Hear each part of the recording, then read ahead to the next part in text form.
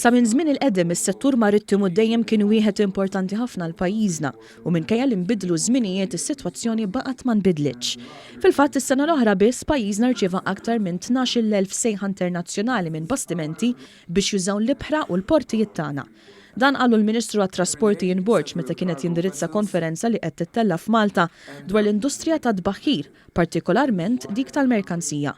Dr. Borg spjega li dan is-settur qed jikkontribwixxi għal 12% tal-prodott gross domestiku ta' pajjiżna u qed iħaddem eluf kbar ta' persuni. Jekk wieħed iżomm figura waħda f'moħħu hija 23,000 impjieg illi huma relatati mal-qasam tal-marittimu. Naħseb illi fuq dan u fuq anke l-effetti kollha pożittivi ġibdi l-industrija magħha nkomplu naħdmu iżjed ħalli nsaħħu dan is-suċċess li diġà inkiseb matul is-snin kollha.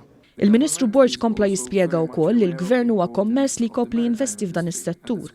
Fosthom is-sistema magħrufa bħala ship to shore fil-port il-kbir biex tnaqqas l-emissjonijiet u terminal tal-ħażna ġdid f'Ras il-Ħanżir.